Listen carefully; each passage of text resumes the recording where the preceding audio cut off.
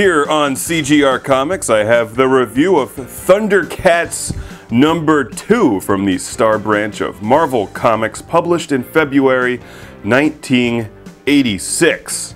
And this is an awesome issue of the Thundercats comic book series. I love the cover artwork.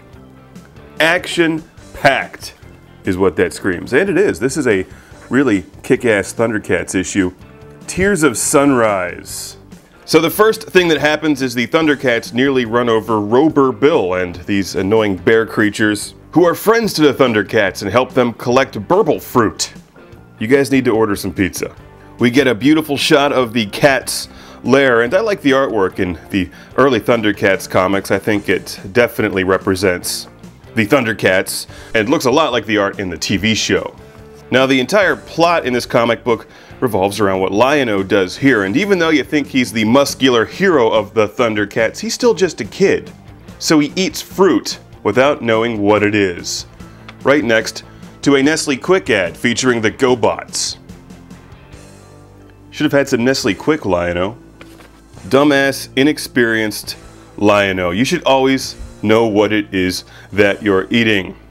Like Charleston Chew.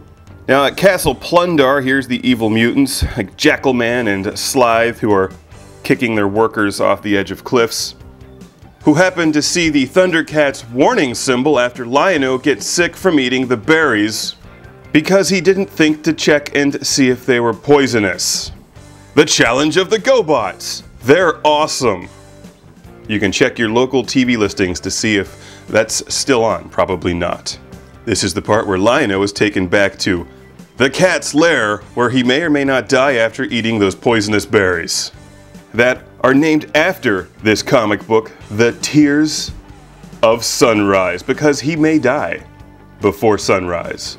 But I know he doesn't, because I have issue 3 of this comic series. Anyway, on the other side of the planet, the mutants are complaining to Mumra, who decides to show them who's boss by tearing off his shirt and screaming, "Mumra, the ever-living."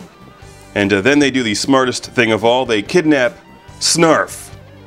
But sadly, he's rescued by the Thundercats. They should have thrown him into a pit with Orko from He-Man. Actually, what they do is lay a trap with Snarf, and when the Thundercats come to save him, they're trapped and surrounded by evil. Fortunately, the TV show and comics series are named after them. A fantastic battle ensues where the Thundercats all use their different abilities to kick ass, and it's a great comic book. This is a fun read. So whether you're an old school fan of the Thundercats or a kid just looking to get into the Thundercats and maybe pick up some of these cool watches, this issue is easy to find, relatively affordable, and a lot of fun to read. It plays out exactly like one of the TV shows, and as a Thundercats fan, I like that. I hope I'm not giving anything away, but Lion-O does survive.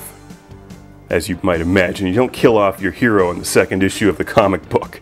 Another bonus is that we get to see the Thunder Tank wasting some enemies. So this is Thundercats issue #2 from Marvel. Highly recommended for Thundercats fans or those looking to just get into the series. I'd start with issue #1. See if you can find a bunch of them on eBay at once or at your local comics shop. It's the Thundercats. And I'll see you back here for a review of Thundercats #3, where Panthro is trapped. What will I wear? I'll let everybody else answer that question. Hey, check it out. Rainbow Bright! And on the back cover is an ad for the Care Bears.